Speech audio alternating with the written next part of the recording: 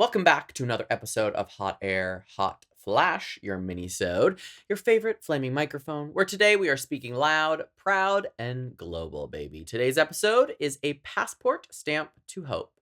And me, I am your host, Joshua Robert. So, the US likes to think of itself as a global leader in human rights, or at least it used to. But the truth is, we've been late to the queer party, and some countries have been popping the champagne and waving the rainbow flag for decades. So, today we're flipping the script. We're gonna zoom out, cross borders, and celebrate the global trailblazers, the countries that have embraced LGBTQ plus rights way before America even said civil union. And it's Pride Month, so we are taking it international, global pride. Let's get this boat on the float. Let's get this gay boat on the float.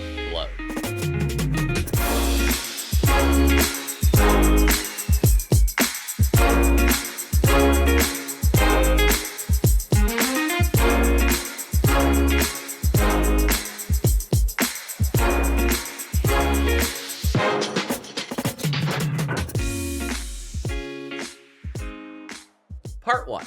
A little history lesson, aka the US was not first. Let's get one thing straight, and that's not a funny play on words. America did not invent gay rights. In fact, the US lagged way behind a lot of other nations when it came to recognizing LGBTQ plus rights. Same-sex marriage wasn't legalized nationwide in the US until 2015, which we're actually going to talk a lot about that on next Tuesday's episode. That's really recent when you consider a bunch of the following facts. Like, the Netherlands legalized same-sex marriage in 2001, Belgium in 2003, Canada in 2005, South Africa in 2006, Norway, Sweden, and Portugal all followed by 2010. Even Argentina beat the US to it in 2010. Yeah, you heard that right.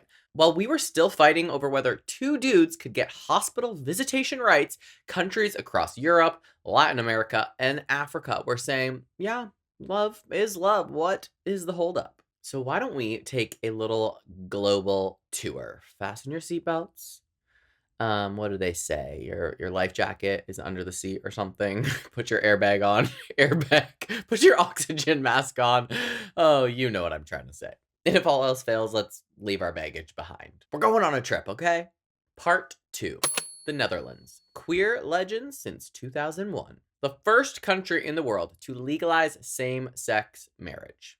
On April 1st, 2001, 4 couples said, I do, in a midnight ceremony in Amsterdam's City Hall. The Netherlands didn't just allow marriage, they celebrated it immediately. And April 1st is actually the same day I launched the podcast, so coinky dink? I think not. It was fate.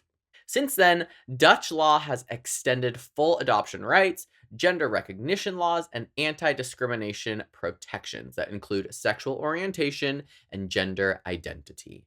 Wouldn't that be nice here? Yes. Yes, it would. Public support for LGBTQ plus rights is sky high, and Amsterdam continues to be one of the most inclusive cities in the world, with pride that floats literally on canals.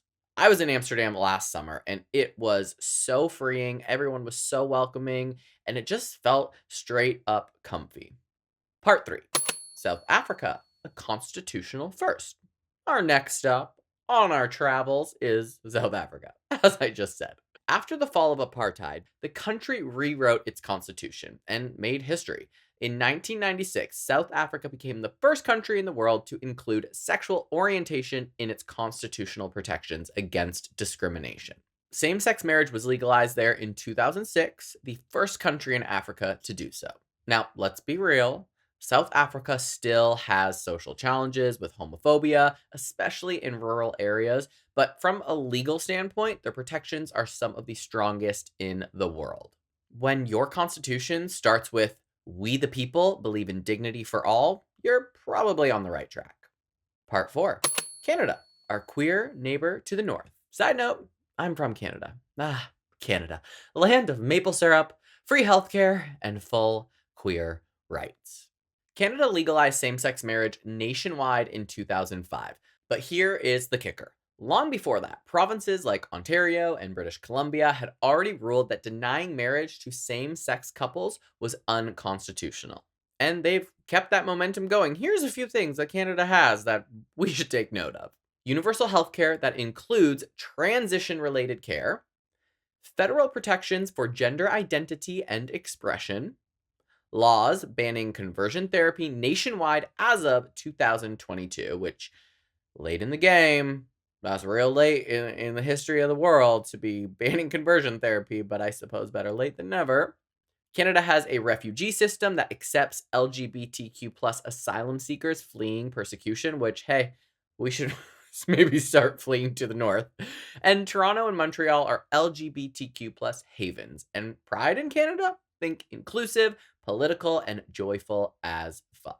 Although I fled the country when I was 18, we're not going to talk about how long ago that was. I absolutely love living here in California, but Canada has done some things right and they really take care of their citizens. Part 5, Argentina. Latin America's trailblazer. I friggin' love Argentina. I was just saying the other day, it's one of my most favorite places I have ever visited, specifically for how much fun I had with the gay community. And not in a raunchy, slutty way. It was just so freeing and beautiful there. So, yes, we're heading to South America, Argentina, which legalized same sex marriage in 2010, beating the US by 5 years. But they too didn't stop at marriage. In 2012, Argentina passed one of the most progressive gender identity laws in the world. No surgery, no diagnosis, no court, just the right to be recognized for who you are with full healthcare support. Imagine going to the DMV and saying, "Hey, I'm trans," and the government being like, "Okay, cool, here's your new ID." That is Argentina. Part 6, tiny island, huge win. Malta.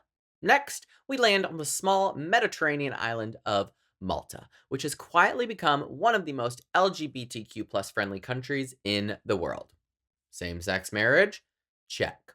Adoption rights? Check. Bans on conversion therapy? Check, check. Legal gender recognition with no medical barriers? Check.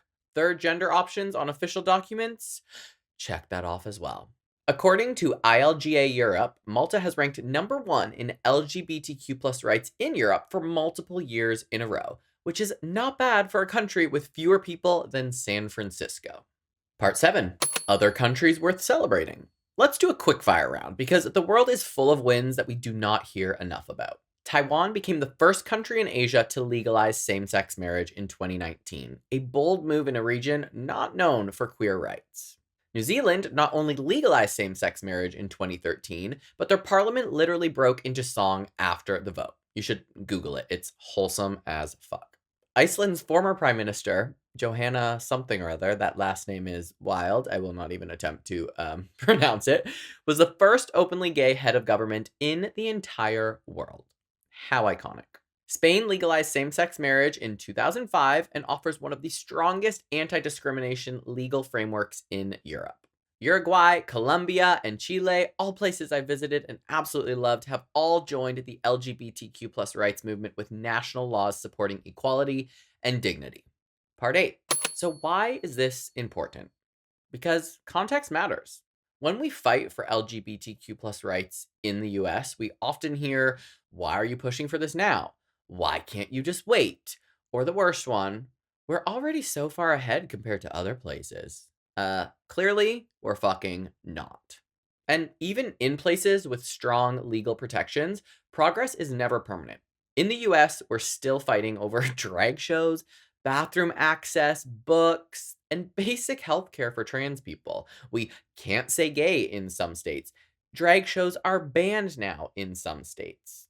So that's why we're still talking about it. And seeing other countries make bold, inclusive moves reminds us of what is possible, not just what we've been told to settle for. So, what exactly is the lesson here?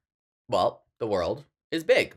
Queer people are everywhere. And equality is not an American invention.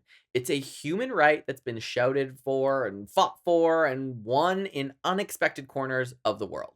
So, whether you're dancing in Amsterdam or marching in Cape Town or getting married in Buenos Aires, pride is global and progress is global. And as we celebrate here in the States, Pride Month, hello, let's also lift up the countries that did it first. They did it better or are still in the fight.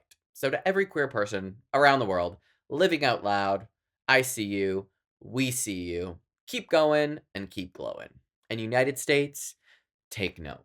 Thanks again for tuning in to this very short little hot flash of hot air. If you loved this International Love Fest, because I sure did, give me a review, share it with your chosen fam, tag me on your socials at _hotairpod on both Instagram and TikTok, and tell me which country's progress inspired you the most. Maybe I missed something. Maybe there's another country out there doing it better than we are. And next Tuesday, we are getting into Obergefell v. Hodges. I previously touched on this in this week's full episode with my friend attorney Mario, but I decided we should probably do a full entire breakdown of Obergefell v. Hodges, which gave us the right to marry nationwide. Until then, stay loud, stay proud, and I'll see you next Tuesday.